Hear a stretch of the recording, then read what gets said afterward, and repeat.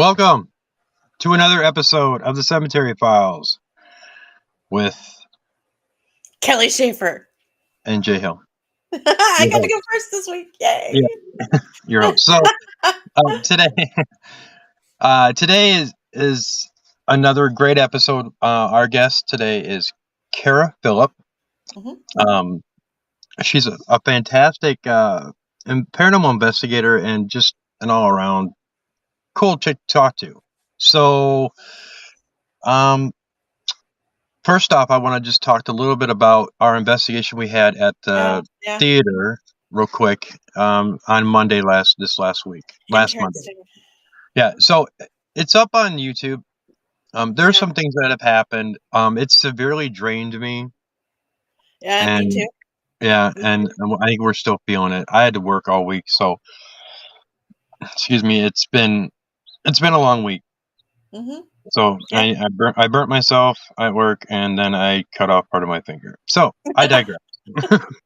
I have not injured myself, which is totally unreal. Yeah. It's like every week I injure myself. Right. I didn't do it this week. So without delay, let's get our guest on here. Okay. There she is. There she is. Hello. Yeah. Welcome. Thank you again for agreeing to be on the show. We're looking forward to this conversation. And like I said, we talk pretty much about anything, paranormal, spiritual, whatever. If you want to talk about, you walking your dog the other day, I don't know, whatever, whatever makes you happy. So, because this is why we have, guests on the show to converse back and forth and just have a good time and just to talk about whatever. And Kelly said to me when we do our Monday meetings that we should take our conversations that we talk on the phone and put them on the air because they're pretty good. Yeah. So I really like it when we get rolling with a conversation because it just flows. Yeah, it does. It just, and the next thing you know, it's like an hour later. It's like, oh, we could have put that on a show. Right. So we might have to do that for two episodes because I don't have any guests. Right. Yeah, we're like 3 hours later. What did we even talk about? But I bet it was pretty good. I thought it was great. Right. So, for the fans that are of our show and our Studio 6 productions who don't know who you are, please introduce yourself. I am Kara Phillip. I am a bunch of things. Podcaster. Late Night Legends is my podcast. Nice. Now I phrase it as, and I'm sure we'll talk a little bit more about it going forward, historical site volunteer. I used to call the title a little differently.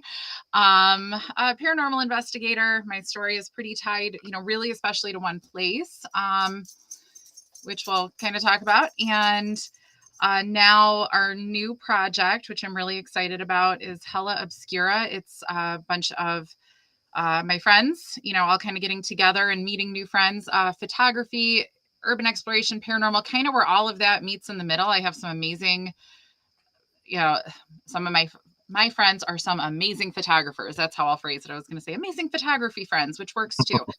And it was kind of born out of some events that happened this spring and as a way to just kind of keep really connected. And it's been a pretty exciting experience. And so we're always rolling out new things.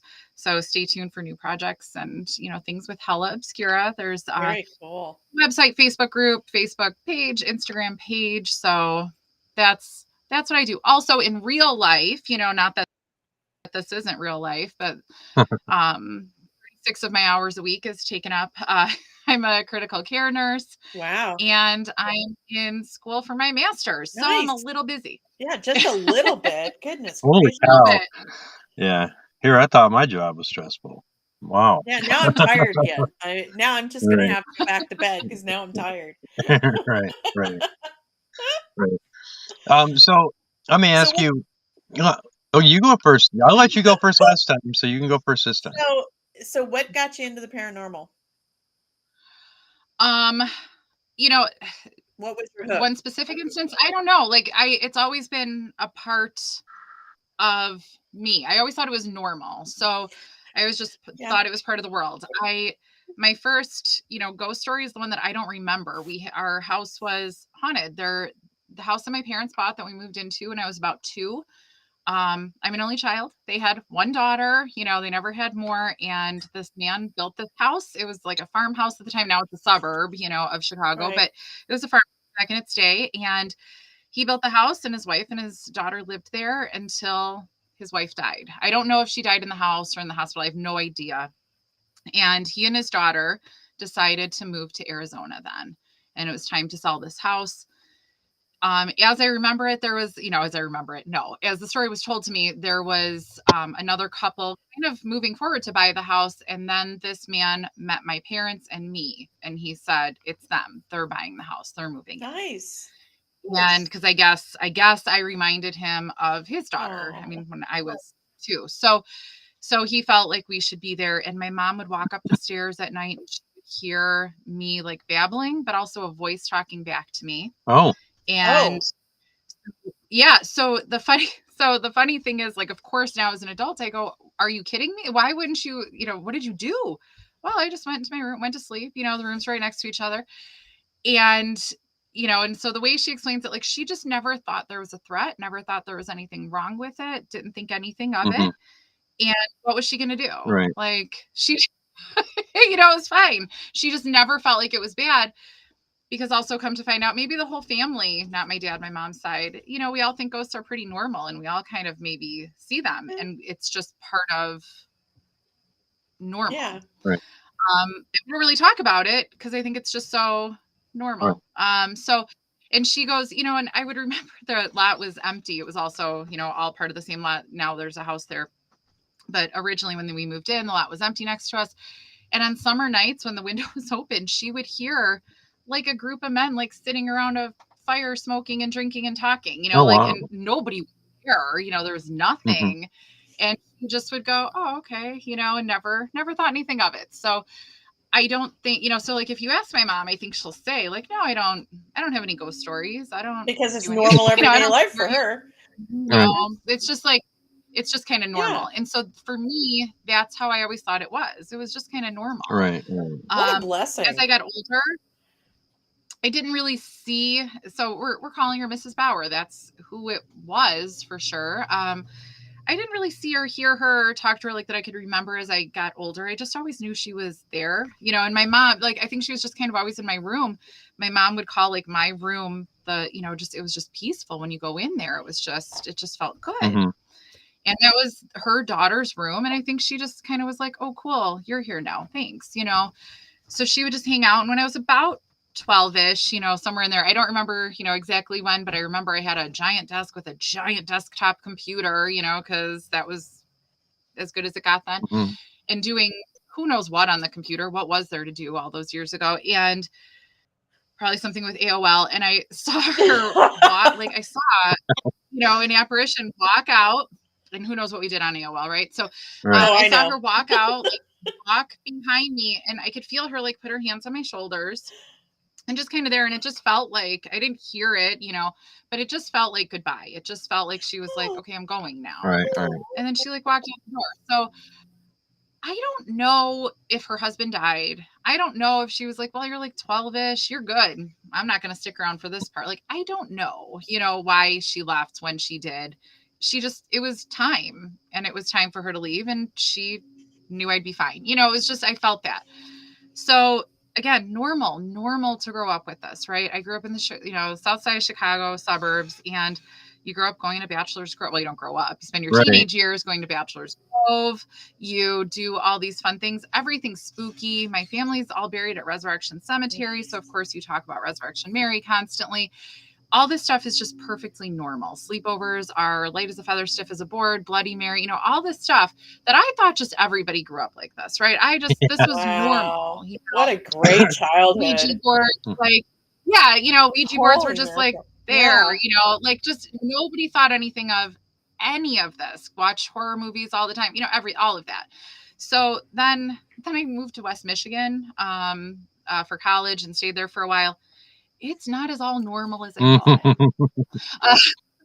Yeah. So West Michigan is very not like that. I like, in fact, I thought it was hilarious. Their cemeteries are not fenced in like ours are. And I was like, how do you not have fences around your cemeteries? And we're driving Mhm. around at first. They're like, why would there be fences around our cemeteries? Well, you have to keep people out because at night, and they're like, why would anybody do that? And I'm like, Oh. oh, I don't Have you know. been to Chicago? Have you been to Illinois? Oh my I know. God. I'm like, right. So how do you explain Right. this to somebody that thinks it's just like bizarre and normal? I later found Right. out, talking to people, I had a friend that grew up in New Orleans, and so all of the stuff that I thought was perfectly normal, she thought was perfectly normal, and I was like, oh, okay, so there's That'll some work. There's one. things that There's one. Yeah. right. Yeah.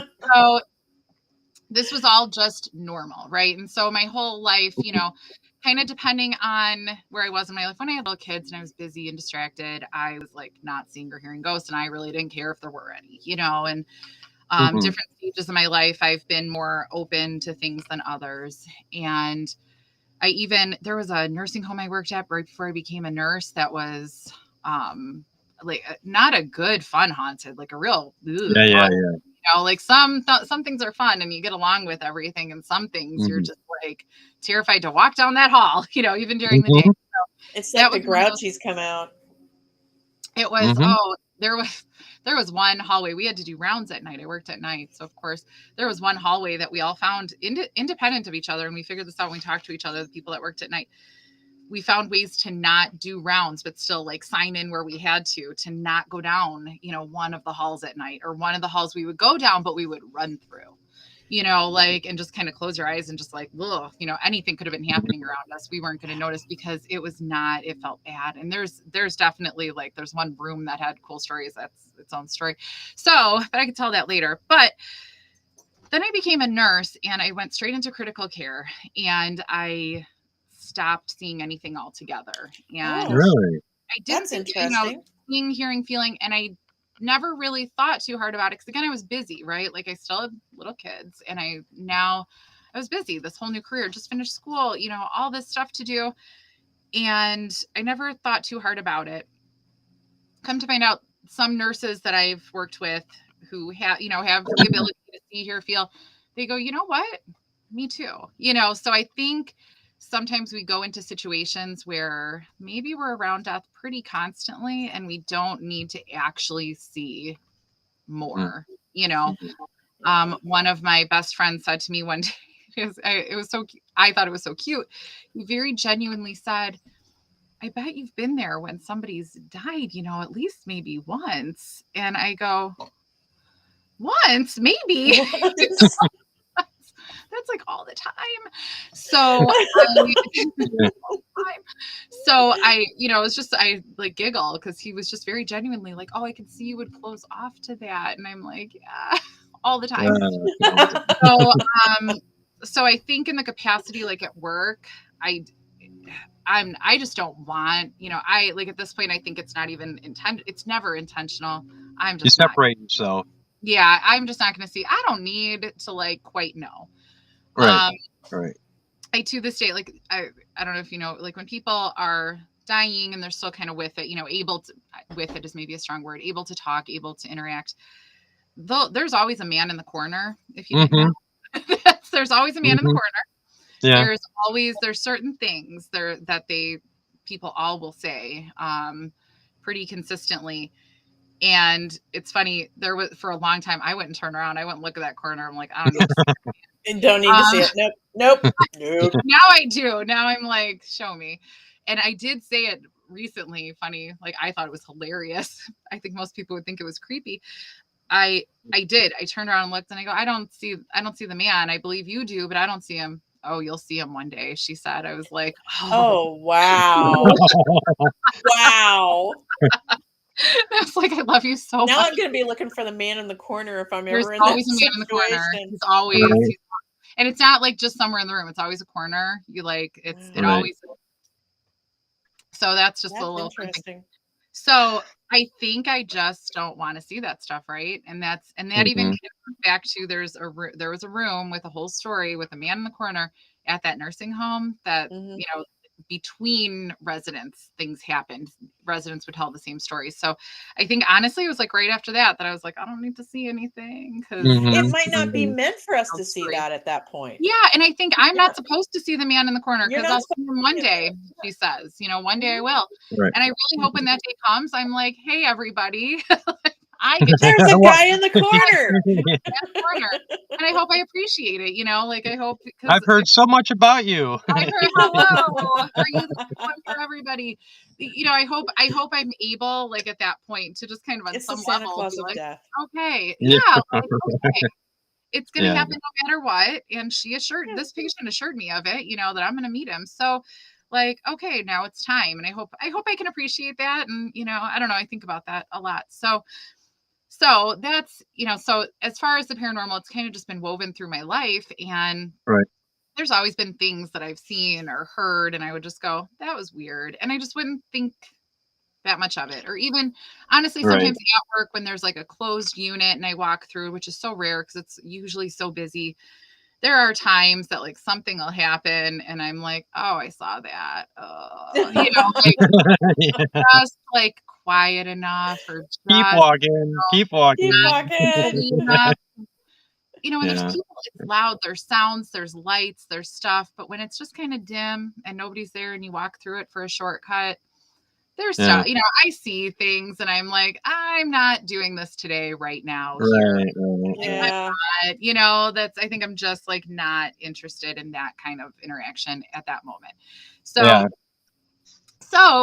but then that brings me to a rather famous, notorious, whatever prison in the area. Yes. Your usual and everyday. So that's my, you know, so how I really like then got into it officially. So I grew up, my mom worked, so I grew up in the south suburb of Chicago. She worked in Joliet, and I would go to work a lot with her because, as mentioned, I'm an only child, and sometimes I didn't want to go to daycare, and she would say, okay, and I got to go.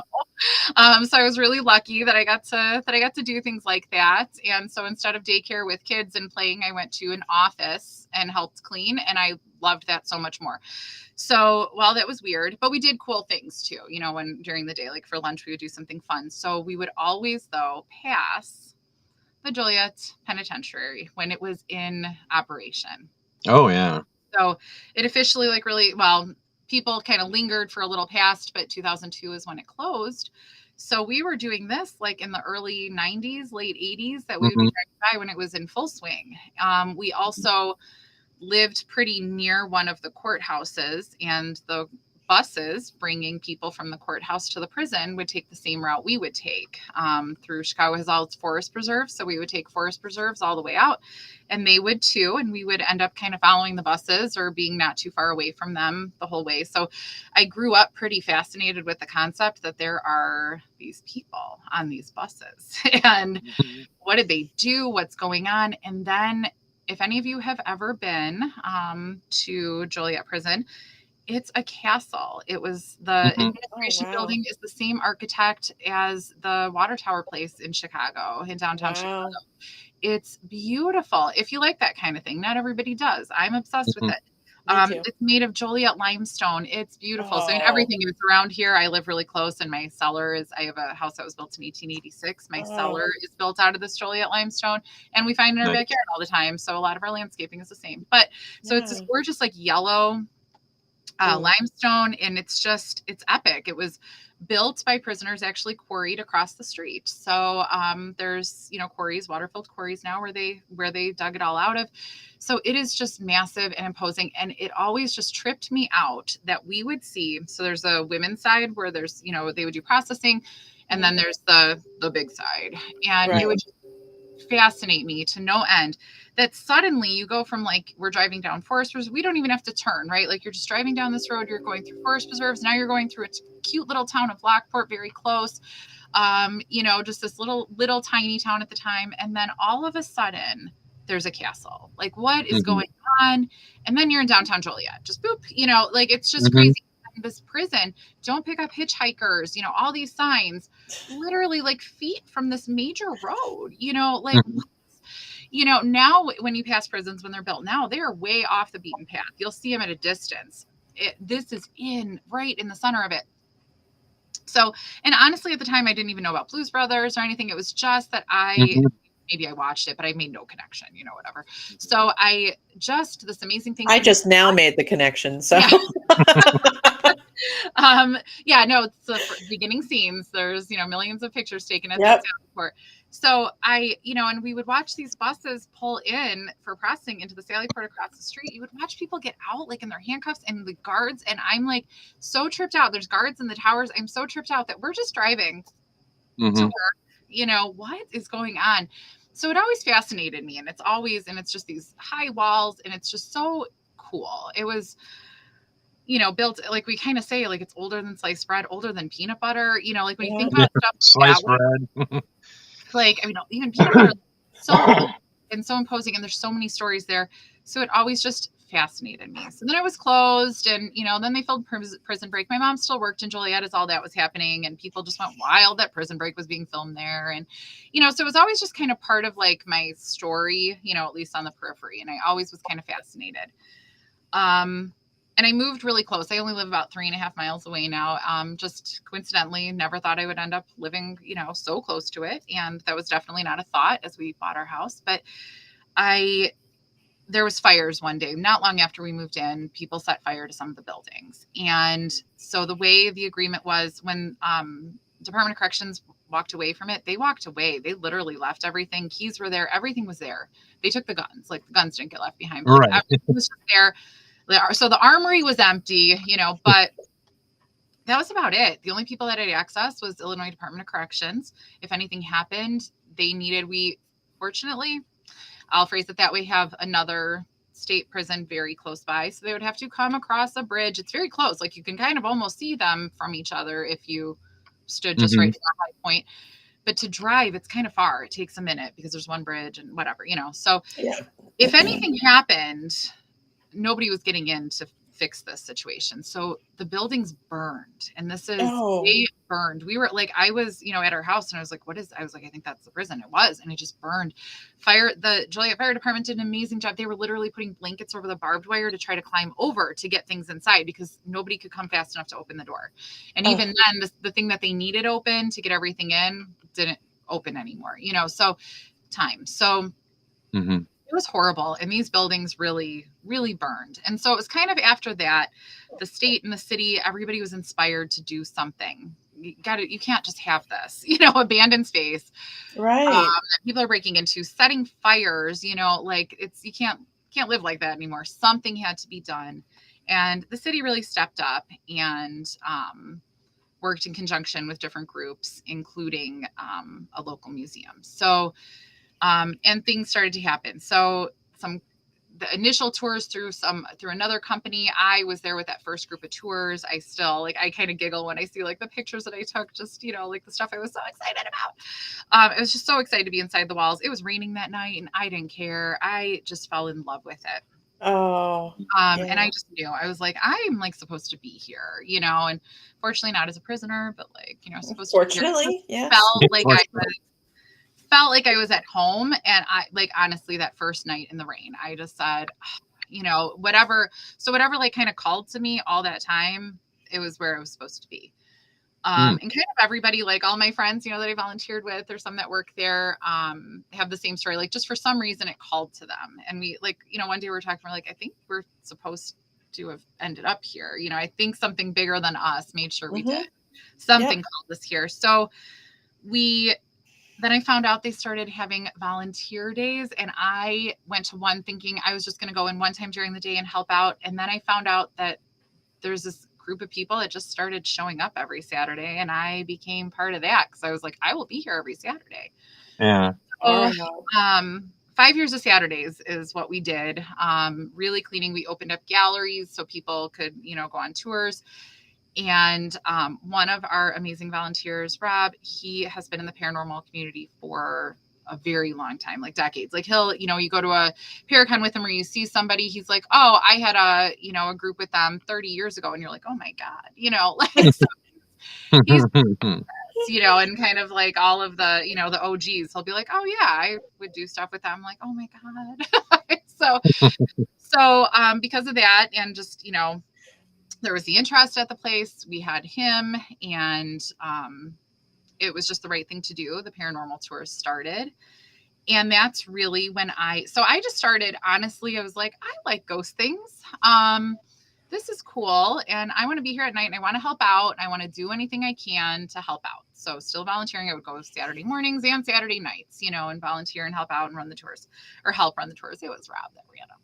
So that really started to expand pretty quickly into then, you know, my role being more active, other people's roles being more active.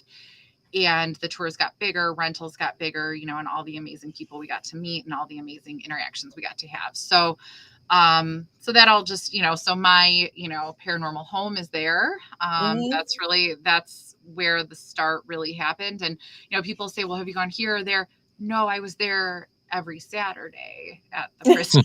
So, you know, honestly, I don't know. I think it's great to get to know one location so that you know all the ghosts that are going on, you know, all the hauntings, you know, all the spirits. I think that's great. Yeah, honestly, like, you know, now more recently I've gone to some other places, and while they're very cool, while you can maybe get some evidence, or maybe I really am such a strong supporter because of that experience in like the Warren concept, you know, it's what 28 Days Haunted was based on, you know, just when I didn't spend 28 days straight there. I wasn't, you know, there consistently 28 days, but I was there more than 28 days all told, you know, if you compile all the time. And no, you really do get to know them, and they know your names, and, you know, which some people might not like. I love it. It's like they've become, you know, part of your family, our friends, we're going to call it, you know, so, and, you know, now we miss them, you know, I miss the place right now. But I miss them.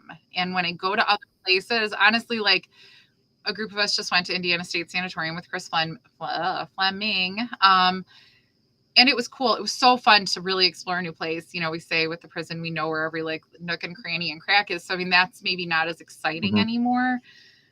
You know, as much as we miss it, it's so fun to be like, what's in this room? What are we going to find?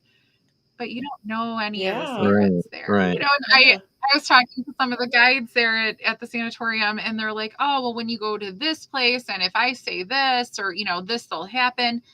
And I'm like, oh, I miss that. You know, I miss having that connection. So other places are really cool. They're fun to take pictures of. It's fun to like explore and see what you're going to find and look at all your pictures, video and sound and everything.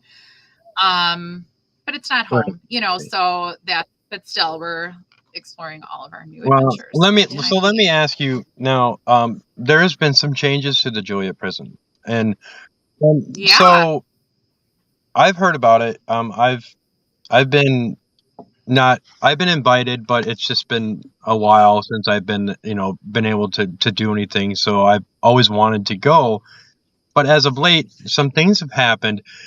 Talk a little bit about some of the changes that has happened with the Joliet prison, that you can talk about. I mean, I don't want to put you on this is all like from my point of view, right? Yeah, I don't want to put you on the spot or nothing like that, but I know that there's been some major changes, and some of it is a little disturbing. A little bit. Yeah. So, so anybody could go, you know, I'll try to just kind of stick with what's already out there. That's your best bet. And go check out my profile. The Herald News put out their story this Saturday. So I worked all weekend, and that was, you know, just kind of had to chuckle. We were like probably like literally every place of, you know, anything in the Chicago area. It was Lollapalooza this weekend, so everybody was short-staffed everywhere, because everybody wanted to be there instead of picking up extra. But so I just had to laugh. I was like, oh, this is the toughest weekend for me, because of course I can't just stare at my phone and see what's going on.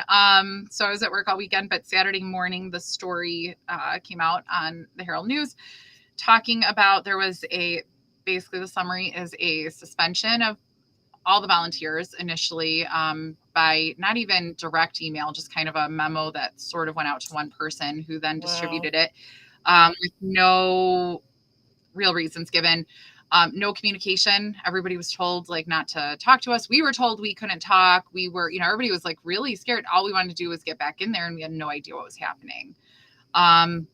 Nobody would talk to us. The museum wouldn't talk to us, you know, even just say, okay, you specifically, your services aren't wanted, like nothing, no communication, or this is what we're doing.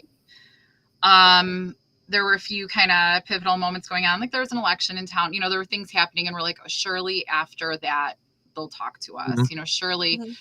And then some people kind of ended up, and there was certain employees they weren't even talking to anymore, giving like the silent treatment to, and all we want to do was get back in there. We knew things were getting messy because, I don't know, a very, very old prison that isn't being constantly swept, walked through, maintained, starts to get closer. Springtime, things start to flood a little bit more because drainage gets clogged.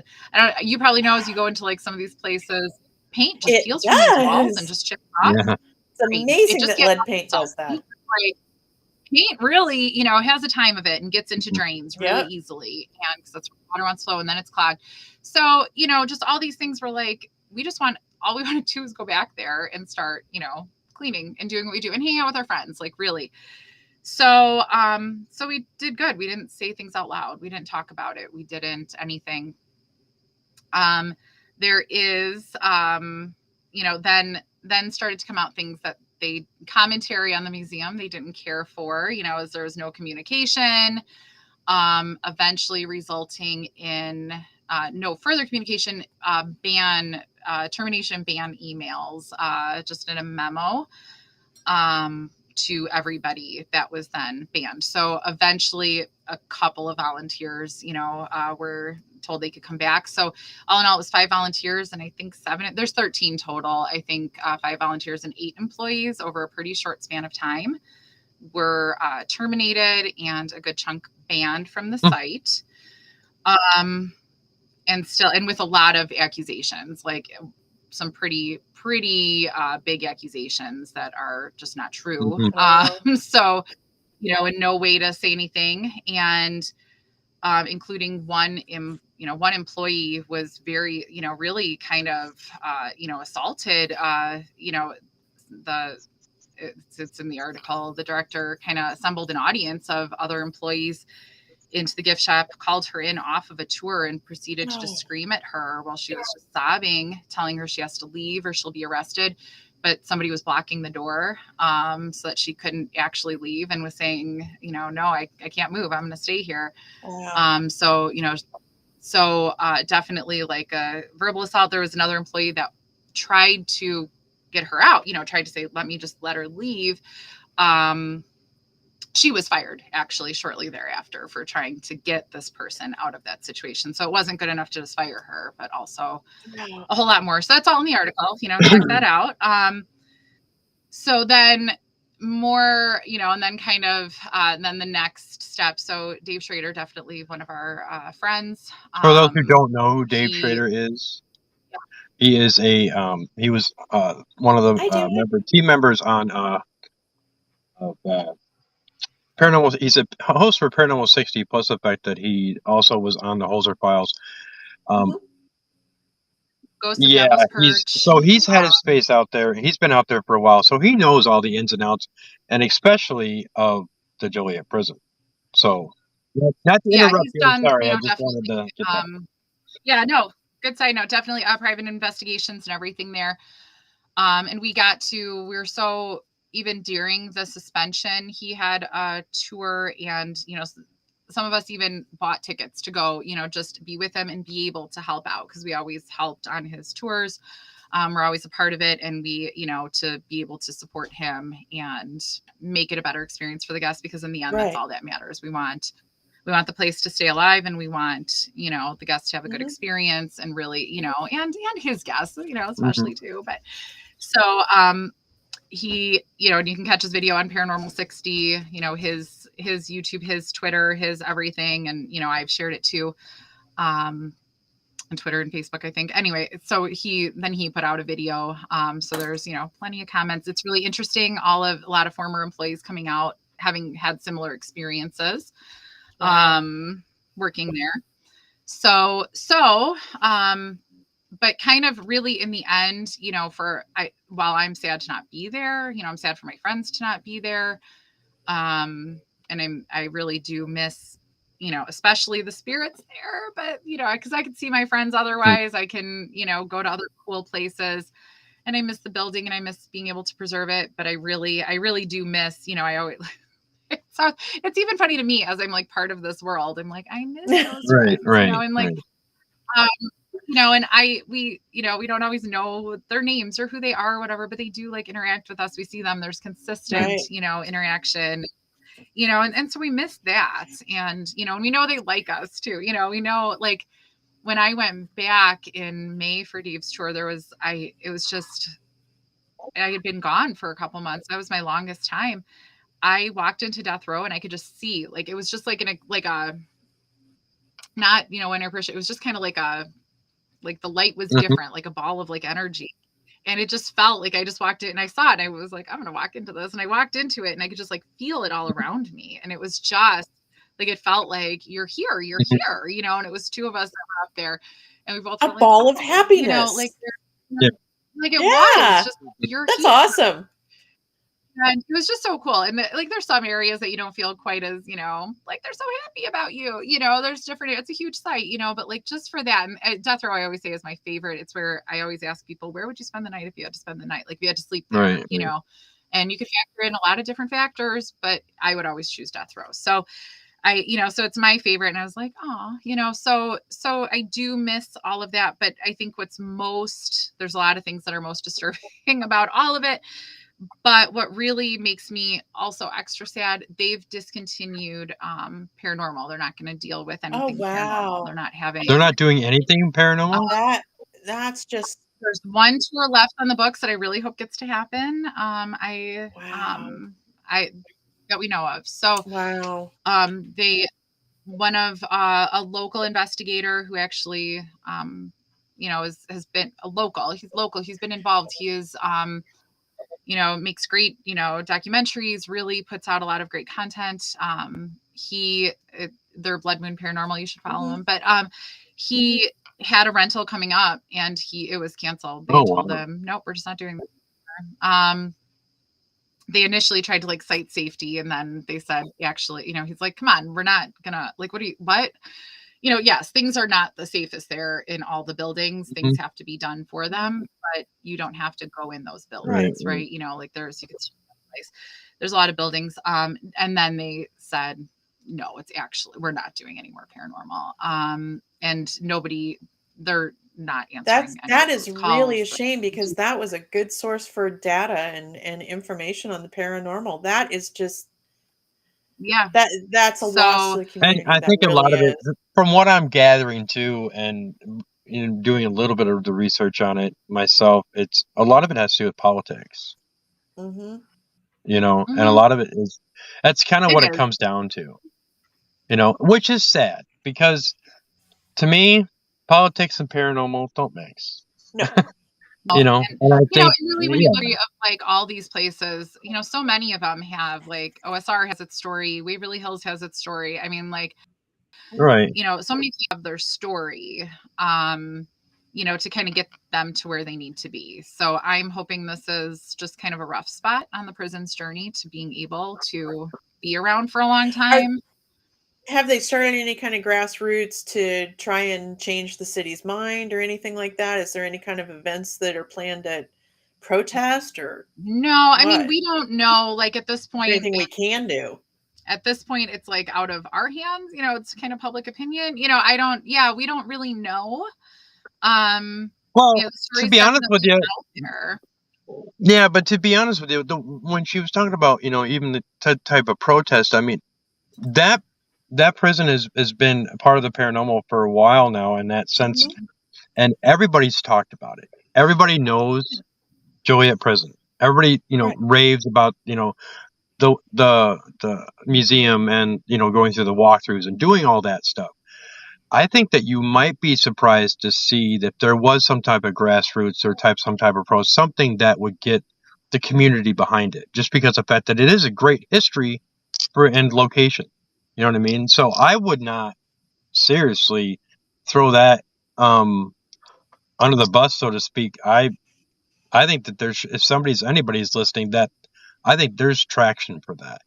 because that place Yeah, is no, I absolutely hope so. It's, and it's tough Mhm. too because it's, the prison is, when we think of like, not even anything to do with paranormal, but just history, the kind of history that happened at the right. prison. It's not Exactly. always the Yeah. nicest Yeah. story.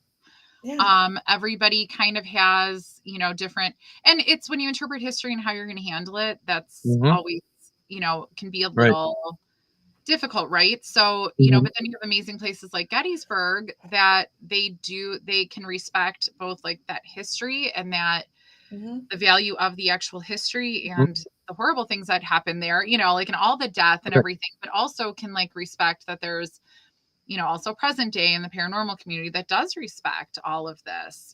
Just Mhm. because Right. bad things happen someplace doesn't make it a bad place and Right. doesn't Right. mean we have to speak about it in hushed tones. This is history. We can't change history. Things actually happen there. Guards have stories to tell that have been silenced. Guards that actually work there, their history is being silenced, and trying to change it. So so that's part of it too. It's not even, of course I want to run around with my friends in the dark and find ghosts. That's one of my favorite things in the world to do. Right.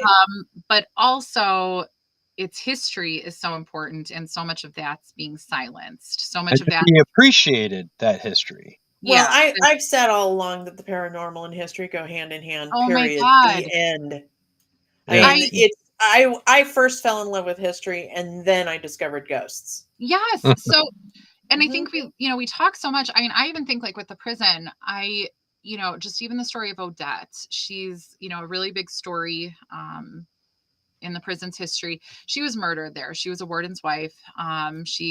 So a little bit of history. So, and I might butcher some parts of it if anybody's listening, but I'll try not to.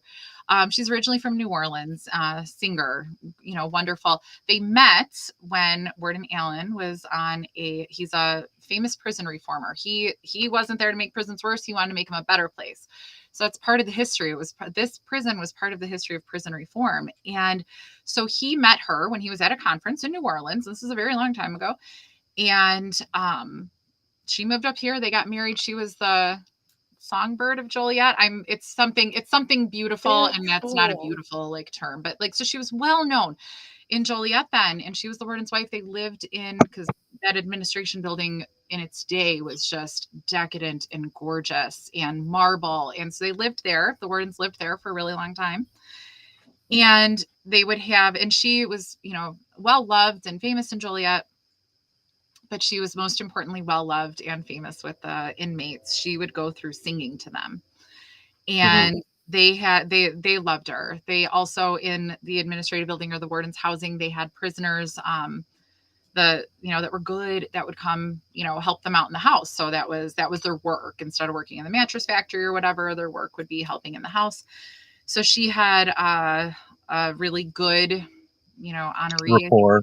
that's, had one good guy that at 6 a.m. So her husband went, he had a conference to go to. And she decided to meet him in the morning, not take the same train out because her dresses weren't done. Because back in like 1915, you got your dresses made and they Hmm. weren't all done yet. So she stayed behind. The story is she like went, saw a movie or something with her kids, with her stepkids that night. Mhm. The next morning, she woke up at like 6 a.m.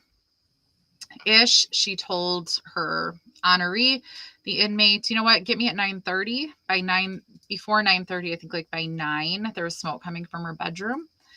And so somebody killed her, hit her, over the head and she was in her bed, set the room on fire. So Odette then died at the prison. Oh wow, that's tragic. Wow. And her grave is nearby in a nearby cemetery. So, we've been known to Oh. visit, all the Allens, including hers, are in a row in Oakwood Cemetery in Joliet. So now we could tell just the ghost story that, oh, we hear a woman singing sometimes. She was, oh yeah, she was a warden's wife. Her name's Odette. We can say that, and that's some Hmm. history. But also, how amazing! And then there was a whole Yeah. trial that followed. Nobody really believes they convicted the right guy. Hmm. Um, he was an inmate already, obviously, and he actually was supposed to have been put to death based on the conviction, but the governor stayed that execution and he just lived out his life in the prison. But to Hmm. this day, it's really questionable if it was him. So, like, how interesting, like how, and as we intersect that paranormal and the history, we're not forgetting about the history. We're not disrespecting the history. We're saying like We're it's We're keeping the trying to history bring it to alive. life, you know. We're alive. keeping the Nobody else history can say alive. Yeah. talking about her Right. and as in love with this, situation and story and wanting to know and really think about what went on. And that's how Mhm. it really stays alive is all of this. And Yeah, it's our stories, it's our experiences.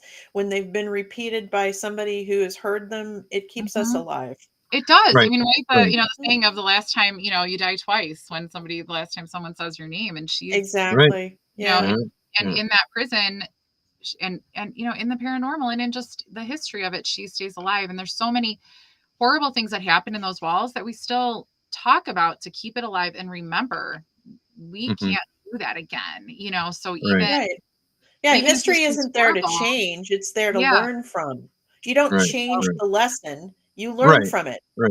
And So even that's why me and Kelly do what we do, and that's, we tell stories of the dead, and Mhm. we give them a voice to talk about the history. We yeah. try to tell their stories the best way we can, and that's Mhm. why we created this. Just because I think that the stories of the history of these people who have died and are deceased, have so much more to tell us, Oh my Mhm. god. and just to Yeah. share, their lives in that sense. Because a lot of people don't realize it's not just watching a paranormal TV show and you get 30 minutes and you get Yeah. all this ooh and ah, but what about the history that people want to know about instead of all the scary stuff? There's Yeah. so much more to Yeah, that.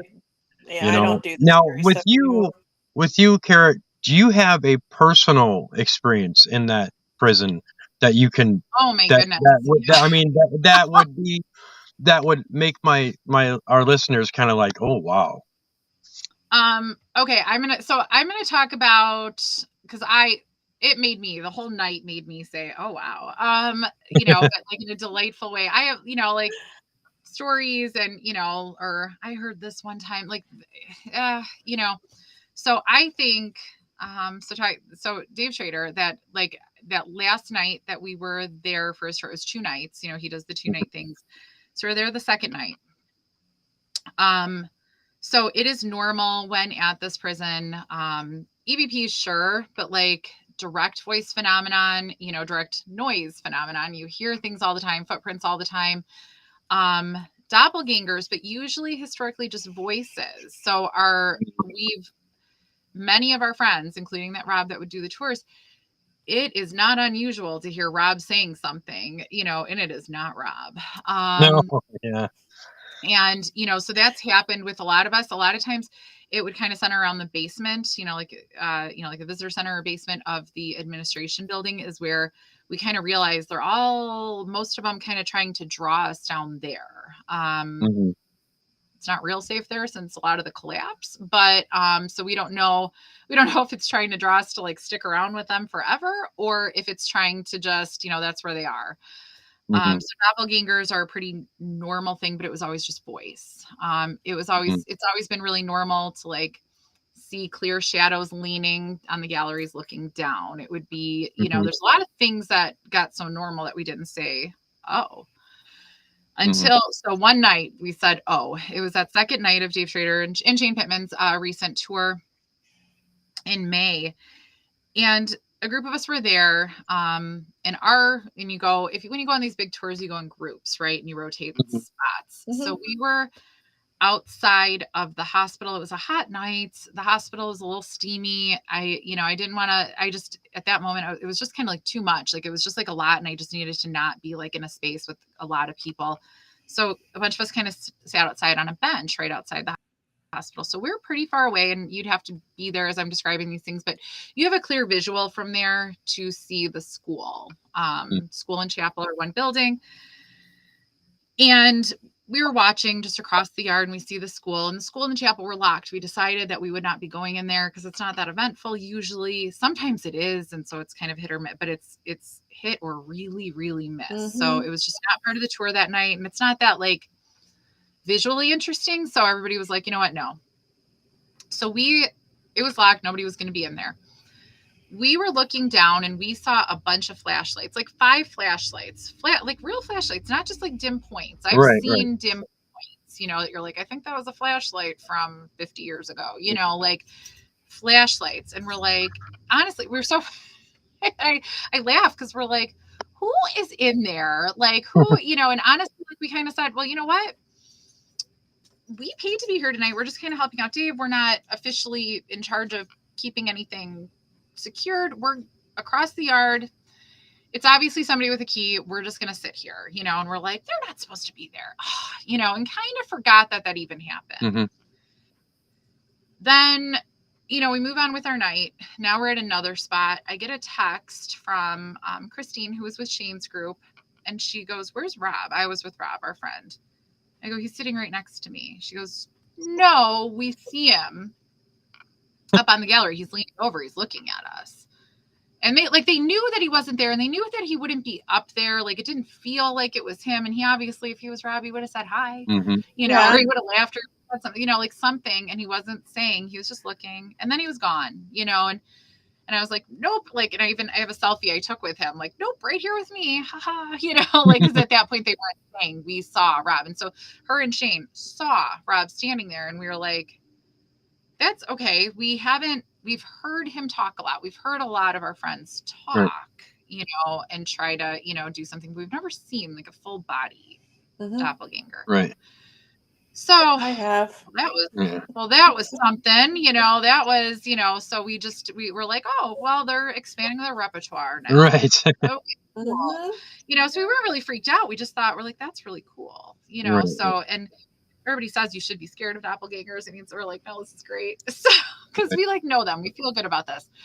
So then don't forget those flashlights either. That still becomes part of the story later. So then we end up in the East Cell Block. There's a, East Cell Block, there is a area that something has happened more in the last like 6 months or so, that like there's something there that you can see, like the light is different. There's just something. You can feel it. You don't see something. Dave got an EVP is just like, you know, like growling kind of, you know, and it doesn't like women. Like women are kind of like, whoa, no, thank you. You know? So we're walking by with Dave's group. Dave was in there. I literally just kind of kept walking. I don't want to stand in that one spot. I kept walking with Dave in the group, and I was actually like videoing him talking and, you know, and everything and taping it. And my two friends know me very well. Two of my best friends, they stayed at that gallery to kind of like watch down and see what they could see, you know, see if they saw anything. They both came running in. I have it on tape. I'm going, how long have you been here? You know, and I'm like, a little bit, I don't know, you know. And then I realized I was taping, and I was like, well, exactly this long, however long it was, which was cool because I was able to do that. And they go, no, you were standing there. And I was like, 100% I wasn't, you know. And so I am obsessed with like, I'm so glad I finally got my doppelganger. And it was funny because like, you know, he's like, your you know, like your face was light up. I looked back, you were leaning on the thing, your face was lit up. He's just like, oh, so Kara's just on her phone still, whatever, you know, like, and kind of like he like rolled his eyes that I wasn't talking to them. I'm just looking at my phone. Nikki, who was with them, is like, I don't think she was looking at her phone. I think we just couldn't see her face, you know, like, but it was 100% like, you know, me. So that was all cool. You know, that was fun. You know, that was delightful. But then, you know, so that all was happening, and I liked it. Later, Dave then tells the story when they were in death row.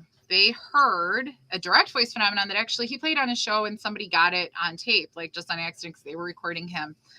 We all dispute. I think it said, hey, Dave, kind of like mocking, or like I'm Dave or something. It sounded like a mocking tone. Everybody kind of has their, you know, there's varying opinions, like any good EVP or DVP, right? Like, so, but it got him and a couple of people to go outside. Like they heard this and they were like, what is that? You know, and it kind of sounded like it was calling to them. He ran down the stairs, ran outside just in time for them to see the flashlights, the same flashlights that we saw. Like, so this was all happening at once. He saw the flashlights in the school. So they were closer. And he turned to the people he was with that had the keys, you know, that were, you know, kind of, is anybody in there? And they go, no, you know, because nobody's supposed to be in there. So like, we can't have 5 people walking around with flashlights in there. Nobody's in there.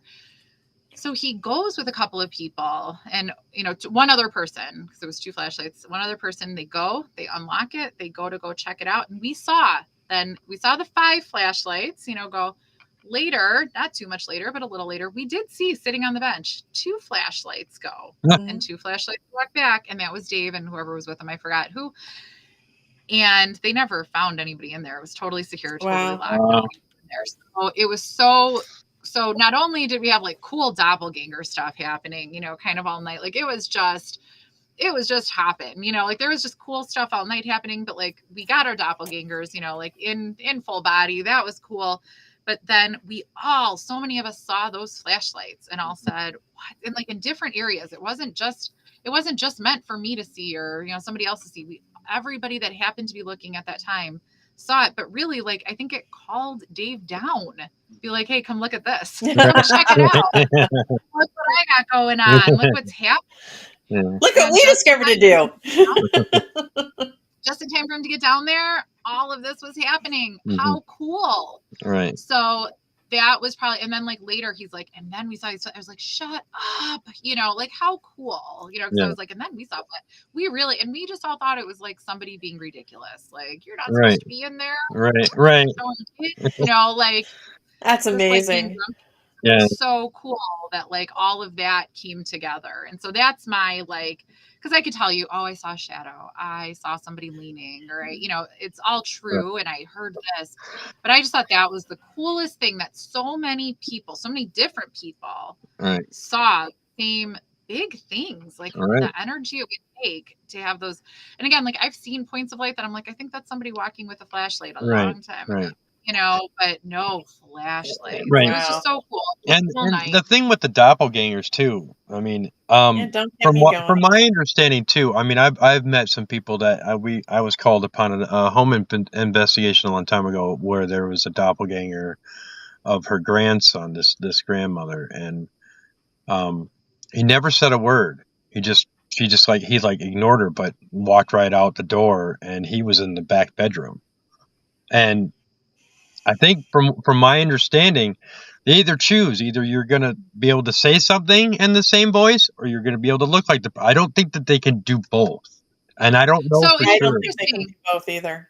Mine was because like when they saw us, you know, when it was me or when it was Rob, we didn't say anything. Right. So I just, you know, and like, you know, and my face was just kind of lit up, like, you know, like it kind of, I always in my head, the way they described it, I'm like, oh, it was like AI me, you know, something just like wasn't right. You know, like, like Rob thought I was holding my phone and looking down at the light, and Nikki's like, I don't think she was holding a phone, but yeah, her face, you know, like, and it was close to them. It was within like 10, 15 feet. They just turned around because like, how normal for the three of us to be together. And so they just thought it was a little weird that I was like back there leaning. I'm like, let me tell you, promise you, I will never just be like right there in that spot, be leaning on that grate open to every, you know, like in that's I would never have done that. Like that should have been the first clue.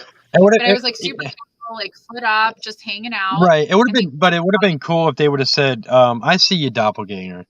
You know, I mean, no, they have no idea. They thought it was. But if they would have known that you would have said something, you know, like he wouldn't just sit there and not say anything. You know what I mean? No, like that's why he thought I was looking at my phone. He's like, "Oh, she's catching up." So no, like they just didn't. It was so fast though, too, right? Like it wasn't like 10 minutes of standing there. It was like maybe a minute. And so they turned around, like they each individually turned around, saw me, thought, oh, "Okay, cool, that's where she is."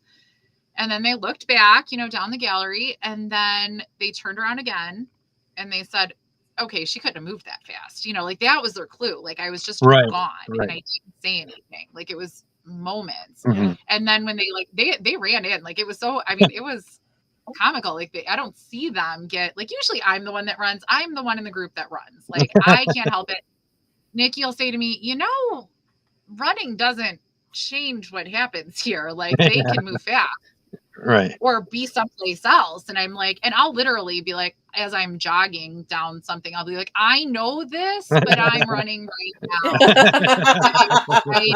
I understand what you're saying. And she's just like behind me, like, and then she'll be like, fine, and start running. You know, so in other words, when you're a ghost, we can look for you running. Yeah, absolutely. And and it's just like an involuntary, like, and it's one time it was the first time I saw my guard, you know, so this guy, this then spirit, who's a guard, that I definitely like, kind of had a relationship, over time with interacting. And the first time that that he full body like appeared, I turned around and just ran. I felt like I was going to throw up. Like I just felt like it was just, I turned around and ran, and somebody, like a former director there, she goes, "Good to see how you are in an emergency." Yes, I was like, but this isn't an actual emergency. Nothing. Also, run towards your actual emergency. So right. But no, it's like an involuntary, like there's just something that like just that fight or flight. I'm like, I'm not gonna fight anything, right? So I just like, I don't know, it just boop. And then later I'm like laughing. I go, that was ridiculous. Yeah. But I still do it, like ridiculous. Yeah, and I think honestly, I think if I had a full bodied, I'd do the same.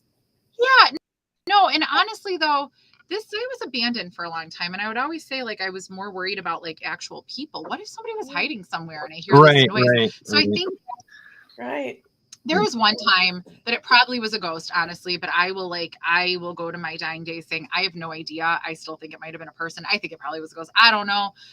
I thought we weren't making it out alive from that experience. Wow. And it was just at the prison. Nothing happened. It was funny. But like in that moment, I was like, that's it. We're getting hurt. Like, because I thought it was actually a person. Right. But I don't think it was. So, obviously we were fine. Nothing. There was never anybody found. It was a ghost, I'm sure. But like, it was so concrete. Like the sounds being made, everything about it was so real that I'm like, I have a hard time believing it wasn't a real person. So I think like my running comes from like, what if it's real? Like, what if this is an actual person that's going to do it? And you always wonder that too, especially when you investigate. You don't know if it is an actual real person, because that's the first thing you think when you hear that stuff. It's like, that's got to be a real person. Yes. You're not automatically thinking that's a ghost. I mean, because I don't. I mean, if I hear noise like that, it's like, that's got to be a person. Yes. That's got to be somebody real. But when you realize that it's not, and then you go back to, then it must be a spirit. Okay. Because that's our instinct, is that we automatically would think that it's got to be a person. So like an EVP will never like scare me. An EVP, well, maybe they could say something good enough that might, but like, no, an EVP, I'm like, no, I know I didn't hear that. And now I'm playing it. How cool that happened and that interaction happened. Like and I will always be like, awesome. And like, I find all of this just so delightful. I find everything delightful, but like it seems to be that way. Like, I'm right there in the same boat with you. So I just loved all of it. Like, how cool to like actually, awesome. How cool, how cool to like be able to experience this part of reality. How, because it's there, but like not everybody does. How cool that like the spirit maybe trusts you enough to like have that experience. Answer you, like they don't have to answer. Like how cool. So I find it super delightful. But like a DVP, like a direct voice phenomenon, you gotta wonder, like, so when Dave and his group heard out of death row something in the bushes down there sound like it's saying something like maybe, hey Dave, or I'm Dave, or whatever, you gotta wonder for a second, is somebody hiding in the bushes trying to like get down here? You don't know until you get there. And even then, you're still going to question it. Yeah. You still have to. So like the direct voice phenomenon will always freak me out, quite honestly, because I'm like, or even we were at Indiana State Sanatorium and Chris Fleming he was like, there's direct voice phenomenon coming out of the forest. We can hear it. And I'm like, out of the forest? And I'm kind of like, and we were in our car. We were actually about to leave. It was like, 3 a.m, whatever. And I was, rolled down the windows to try to listen. I'm like, I'm glad we're in the car, because I'm like, there is a whole like middle of nowhere Indiana out there of forest and hills and scary things. And we're just saying like the woo coming from the forest is ghosts. Like, I don't know. Sir, I don't know. Sir, I think you're wrong. I'm glad you're in a big group, and it probably was really ghosts. Like, of course it was. It's the Indiana State Sanatorium. I'm sure it wasn't people, and obviously they're fine. Everybody got home fine, but like, I will always like with direct voice phenomenon be like, I don't know. Well, everybody, that's a weird thing to do. This has been a wonderful and fantastic show. I mean, this has been amazing. Yeah, I love having this. Me. Yeah, this has been awesome. Well, actually, the hour went through really fast, and I mean, we've really got to have you on again, because I'm sure that we can probably do quite a few of your Joliet stories. So you are know, you like busy Probably. in like November 20th or November 27th? I don't know my schedule yet. Usually, I've got like actually 3 pretty dates I'm fast. trying to fill, and it's like I'm pulling Yes. teeth. I work every third weekend, so I'm always off the Monday after. So that's how it's safe. Like I will always, anytime I talk to you on a Monday afternoon, I'm gonna be going, I worked all weekend. Yeah. The 20th, I am off of work. Ooh. Oh, so yeah, maybe we'll have Ooh. to have her back again Hey, because let's I'd love to hear tentatively book more. that then. Yeah, more I of want to these hear more. experiences with the Julia president. But I really think that Kara, that I think that I would put it in a bug in somebody's ear and say, just say the word protest and grassroots and just say and let it take its course and let it. I Well, could who knows? totally Maybe see they'll that. listen to the show and hear it. Yeah, I could We totally put it out see in the that. universe I really already. like Steve Schrader's video on I saw Twitter that. has like 18,000 Yeah. views. Like Yeah, we were talking this morning, and yeah, I was like, oh my Yeah. yeah. God. He's got a good Show following. this episode will be on Twitter too. So This is yeah, amazing. This you is know, I saw part of his broadcast, and it's like that's just unreal. it So is. it was very disappointing. Very, It very was. disappointing. But let's all hope and pray that Yep. something Let's will do it. come through Yeah. and that we can And you'll have your weekend gig yes, back. yeah, get back to where I know. get Kara You'll back get to to where see she your belongs. friends. There's the signs. Get Kara back. Yeah, Back to work. right. No, and it's so funny because like we all laugh, like we all found we're doing things, we're busy people. And so we're like, oh my God, how did we fit this? But it was just what we did. It was what we fit. And now we're of course coming up with extra things. So like in September, a group of us are gonna go to the Great Lakes Paranormal Conference. Okay. Cool. And That was when we looked so like at. now we can't literally before we would have been like, well, on Saturday, we got stuff to do. We can't go But anywhere. now you can. So instead, like we'll be in Sheboygan and at the asylum on Saturday night. I still have to buy my tickets for that night, but like and hanging out, or like there's another Saturday coming up that a group of us are gonna go to Bachelor's Grove and hang out, like so like it's fun. I like literally I get my hair cut in Tinley, and one day after many years I was like, why don't I just really quick go to Bachelor's Grove? And so now it's like a fun thing that we sometimes do during the day. Bachelor's Grove It's is because the we're reason pretty why not I'm that in far. the paranormal. How cool. I will say I laugh at us. I look at so my husband now was my high school sweetheart, my boyfriend at the time. So that's who we went, and then there was some time in the middle, but we went to Bachelor's Grove together. Like that's who I'd go with, right? So I think he, in some memory box had like all the old pictures, right?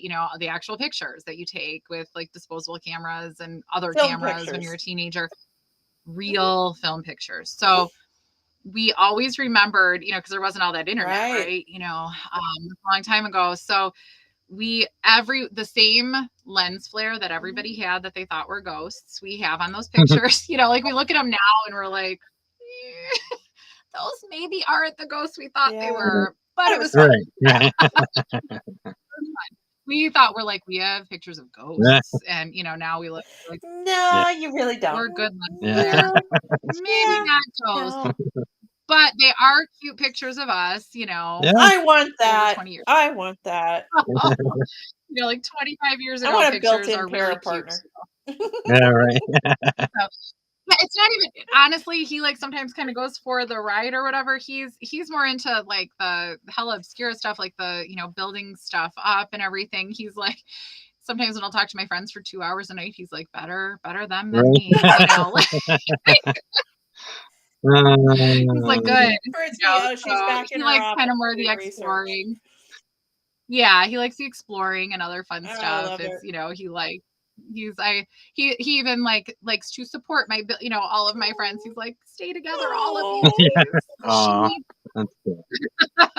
So we're We're about relationship gods. That's what I yeah, want. yeah. So we're about to the end. So Yeah, no, it is so the end. Yikes. Kara, please tell people where they can find you and your links.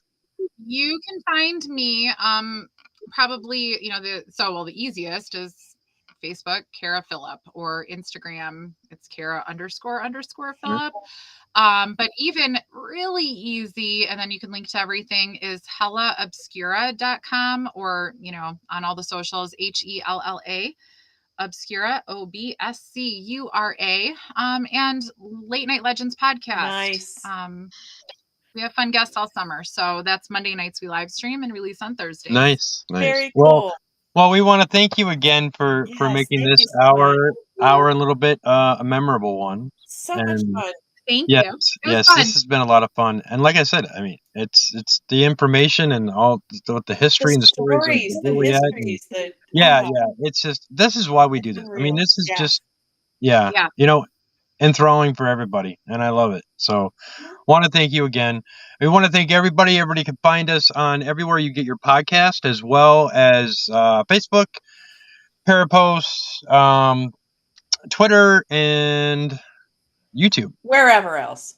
Yeah, wherever else. On Studio 6 on Studio 6 Productions, you can find us on YouTube, and you'll find our shows on there, as well as a few others. So again, today on a Monday, we want to thank Kara, and we want to thank all of you for tuning in.